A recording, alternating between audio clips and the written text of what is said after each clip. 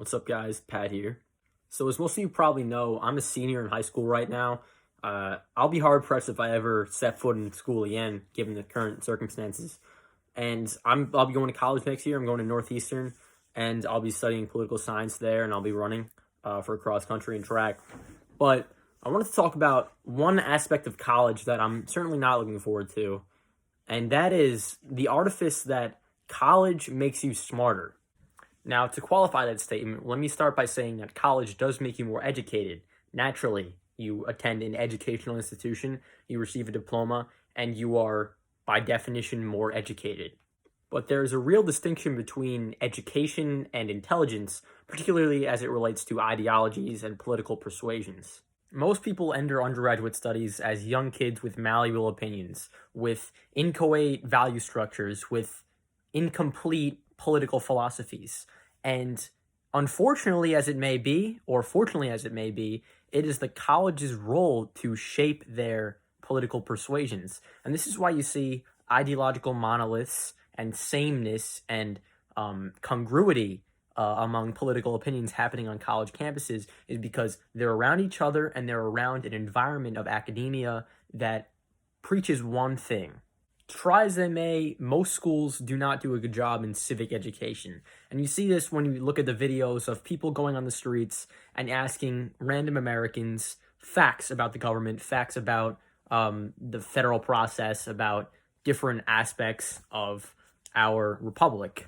People don't know what they're talking about. And many of these people are likely educated. The problem is that we do not stress at a elementary, at a middle, at a intermediate, at a high school level, or even at public or private colleges, civic literacy in America. And we stress this kind of academic sameness.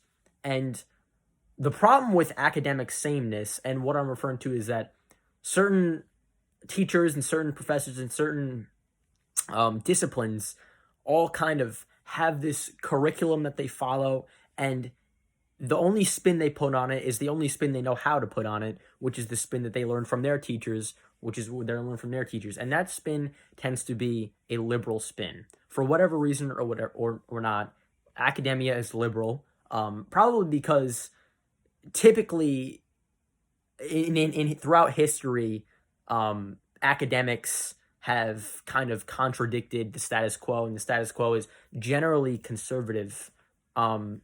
So that might be a reason, but I digress. The reason that academia is liberal also comes from the simple fact that liberal people are drawn towards becoming creatures of academia. And that makes sense because conservatives are generally, by virtue, practical people, more constructive people, and more traditional people. And those are the kind of people that that are construction workers, who are bankers, financiers, CEOs, and the academics are the kinds of more creative and introspective people. And that's perfectly fine. That's a natural dichotomy that influences political philosophy. But the problem with that is that those are the people that educate our students, and they're educating them in a monolithic way, and they're producing a monolithic result. College students are overwhelmingly liberal, and the reason they're overwhelmingly liberal is because they're educated by people that are overwhelmingly liberal, and it's creating an imbalance. Now, college students are young, and young people have more energy, and people are energized by other people who share their beliefs, and they go out and take action to kind of propagate their beliefs naturally. And that's a big problem with college activism, is that they're going about activism with such an embryonic understanding of politics and such a one-sided understanding of politics that is brought about by the factors that I've discussed, by the liberal teachers and by their exposure to their liberal classmates. It's similar to living in a city, or living in any kind of neighborhood that is all culturally homogenous, that is demographically homogenous, and everyone has the same kind of ideas, and there's no challenging that. No one really challenges each other because they have the same ideas, and a lot of times the people that profess these ideas aren't particularly interested in politics, but want to seem civically literate. I don't claim to be a political savant or some kind of genius when it comes to political science. I like to think I know more than many people, and I certainly know less than many people, but I have been called uneducated and stupid by many a times from liberal college elitists who believe that because they have an education which has rendered them so liberal, makes conservatism inherently dumber. And that's something that I vehemently oppose because I believe that people that think that because they're educated, they're smarter, and therefore, because liberalism is wrought from education, that liberalism is inherently better than conservatism, are kind of going about liberalism very hypocritically, in that liberalism is supposed to be about openness, about acceptance, and about the understanding that people can develop from different backgrounds into beautiful things.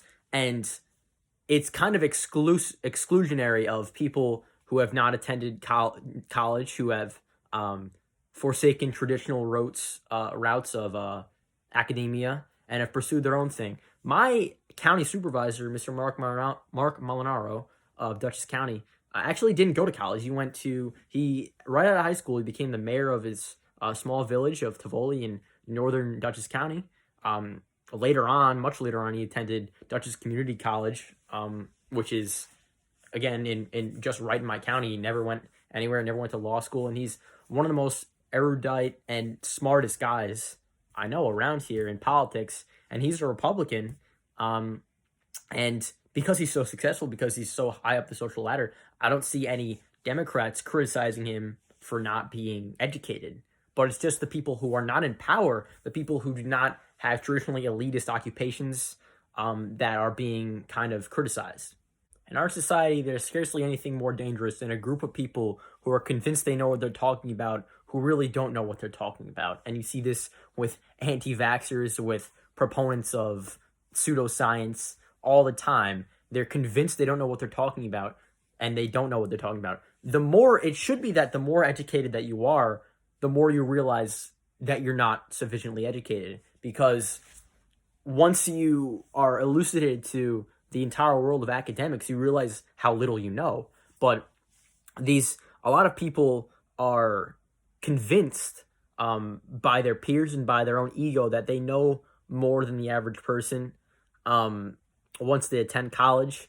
And it's very dangerous to have that kind of groupthink, because that can dictate policy. And that's another qualm people have with millennials, and people have that with any successive generation once they attend college, the beatniks and the hippies, that they think in groups and they don't think individually. And the piece of advice I have, and I've developed my political orientation pretty organically. I'm pretty much independent from my parents. I mean, my parents are Republicans, but they're not as conservative as I am. And what I can only have to urge is that I think you have to develop a political philosophy individually before you go on to college. Because when you go to college, and especially if you're like sleeping away at college and you're attending college social events, you're susceptible to the whims of academia and the whims of your peers. So I think that it's important to form your own political philosophy before you go and are exposed to a multitude of others, or a multitude of the same ones, in any case. So no, being educated does not mean you're smarter, and it certainly doesn't mean that you're more politically in tune. In fact, the longer you spend in academia may be the longer you spend away from practical society, and the less attuned you are to dealing with practical issues. But anyway, thanks for watching. Leave a comment if you enjoyed this video. Leave a like if you enjoyed this video. Subscribe. I have more political videos coming out shortly. And I appreciate you for watching. This is Pat. Thank you.